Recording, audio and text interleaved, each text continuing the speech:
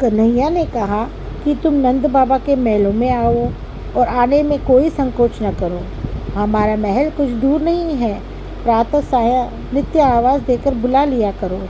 तुम्हें बाबा की सौगंध, आज संध्या समय ही दर्शन देना। सखियों ने इन दोनों के वास्तविक स्वरूप को नहीं जाना। उन्होंने इनकी पुरानी प्रीति को नहीं पहचाना कि ये नित्य धाम में नित्य प्रिया प्रीतम है। इन्होंने जो गोलोक धाम में वचन दिया था उसी को पूरा करने का विचार किया है।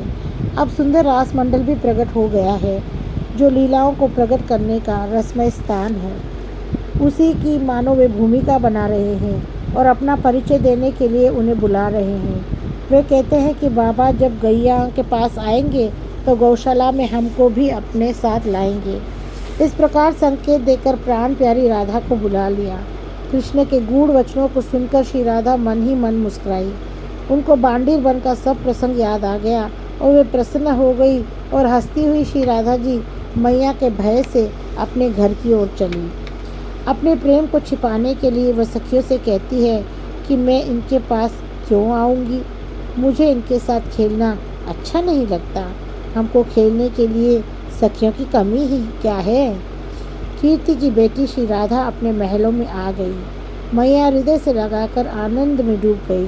फिर पूछा कि अरे प्यारी बेटी, तू कहाँ खेलती रही।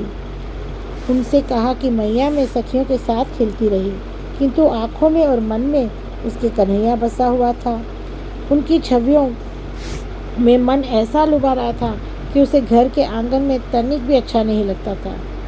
उसको भोजन, वस्त्र और शरीर की कोई सुधि नहीं थी। वह तो भांग के छैला कन्हैया से मिलना चाहती थी और यह भी चाहती थी कि कोई यह जान भी न पावे। यहाँ तक कि सखियों के मन में इस बात की तनिक भी जानकारी न हो पावे। उनसे इसी विचार से मैया से कहा कि मुझे दोहिनी दो और कहीं मुझे आने में देर लग जाए तो चिंता न करना, मैं गाय दुहा कर ही आऊँगी और बिना कारण के मैं देर नहीं लगाऊंगी। मैया ने उसको दोहिनी दी। दोहिनी पाकर वह प्रसन्न मन चल दी।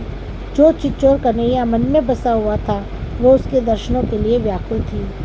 वो पथ पर सोचती जाती कि उनको मैं कब देखूं और अपने नेत्रों को शीतल करूं। अत्यंत आतुरता से वह नंद की गौशाला में आई, किंतु वहां उसने श्री कृष्ण को नहीं देखा। वह इधर उधर अपने चंचल नेत्रों से देखने लगी। उसके नेत्र इतनी तेजी से घूम रहे थे जिसे ऐसा लगता था कि कमलों की पंक्ति खिल रही हो। वह अधीर होकर आंसू बरसाने लगी और वह कभी बैठकर और कभी उठकर उनकी प्रतीक्षा करने लगी। उसी समय नंद बाबा को साथ कन्हैया आ गया। अपने प्यारे को देखकर राधा जी को सुख मिला। अंतर्यामी कन्हैया ने उनके मन की व्याकुलता जानकर संकेत देकर अपने पास बुला लिया। नंद बाबा ने दोनों को देखकर कहा कि जाओ खेलो, किंतु कन्हैया कहीं दूर मत चले जाना। और देखो लाली, इसको अपने संग खिलाती रहना और प्यार दिखाते हुए इसकी बाहों पकड़ कर रखना। दोनों प्रसन्न होकर खेलने को दौड़ गए।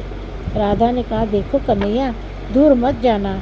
बाबा ने तुम्हारा हाथ मुझे पकड़ाया है और तुमको मुझे सौंप दिया है। राधा कन्हैया की बाहों पकड़े हुए कहती है कि मुझे छोड़कर कहीं मत जाओ, नहीं तो नंद बाबा हमसे गुस्सा होंगे। मैं तुम्हारी बाह पकड़े रहूँगी। कन्हैया के हृदय में अगाध प्रेम लहरा रहा है, किंतु ऊपर से कहता है कि अरे राधा, मुझे छोड़ दे। इस प्रकार झगड़ा करते हुए दोनों रस की वर्षा करते हैं और दोनों के अंगों के स्पर्श का आनंद पिला रहे हैं। राधा गुस्सा होकर मान करने लगती है और कन्हैया विनती करके मनाता हुआ आनंदित होता है। कहता है कि अरे श्री राधा, यह श्री वृंदावन है, इसके आंगन में रास मंडल की रचना हो गई है। हे श्री प्यारी जू, हम में तुम्हें कोई भी अंतर नहीं है। मैं तो सदैव तुमको अपने वक्षस्थल में धारण किए रहता हूँ।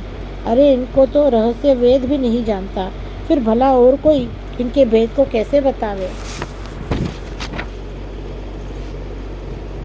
रसिक जन श्री राधा जी की ही कृपा पाकर कुछ कुछ इनको रहस्य प्रकट करते हैं। उन्हीं का प्रसाद पाकर मैं भी उनकी लीलाओं का कुछ कुछ गान करूँगा। मैं उसी के लिए उनके चरणों में बलिहारी जाता हुआ सिर नवाता हूँ। प्रिया प्रीतम दोनों रस के सागर हैं। वे अपने प्रिय भक्तों की रसमय हृदय गागरी को रस से भरते रहते हैं। थोड़ी देर में प्रिया जी ने अपना मान त्याग दिया और अपनी लज्जा के द्वारा अपने मन का भाव प्रकट करने लगी। उसी समय चारों ओर बादल घिर गए और रासमंडल की शोभा छिटक गई। वे दोनों प्रियालाल नवल नवेली मधुर रस से सरबोर हो गए। दोनों अत्यंत सुंदर वन विहार करने लगे। दोनों अत्यंत अनुराग से परिपूर्ण रूप और प्रेम तथा रति और कामदेव के समान हैं। उस समय रासमंडल की कोयल लता प्रिया पर लुभा कर नीले फूल बरसाने लगी और स्वर्णलता सोने के फूल प्रियतम पर बरसाने लगी। ऐसा लगता था कि मानो प्रियतम शाम ही नीले फूल बनकर प्रिया जी को रिझा रहे हैं और प्यारी जी ही सोने के फूल बनकर और बरसकर प्रियतम को रिझा रही है। इस प्रकार दोनों परस्पर रीझते और रिझाते हैं और दोनों अत्यंत अनुराग प्रगटाते हैं। दोनों एक दूसरे के गले का हार उतारते हैं क्योंकि वह मिलन में बाधक है। वे एक दूसरे से गले में बाहर डाले शोभायमान हो रहे हैं। ऐसा लगता है मानो दो चंद्रमा साथ साथ उदित हो गए हो। वे दोनों गुणों के और रस के भंडार हैं। इनकी प्रेम रस की पद्धति को कोई नहीं जानता। दोनों एक दूसरे के वस्त्र बदलकर धारण करते हैं और तदनुरूप नाम उच्चारण करते हैं। कन्हैया प्रिया जी को हृदय से लगाकर बली बली जाता हुआ घर आया और प्रिया जी को अपने घर जाने को कहा। प्यारी जी की साड़ी प्यारा कन्हैया पहने रह गया और प्यारी जी प्यारे का पीताम्बर धारण किए रह गई। यशोदा यह देखकर मुस्कुराई और सोचा कि ब्रज गोपिकाओं ने कोई चतुराई लाला के साथ की है।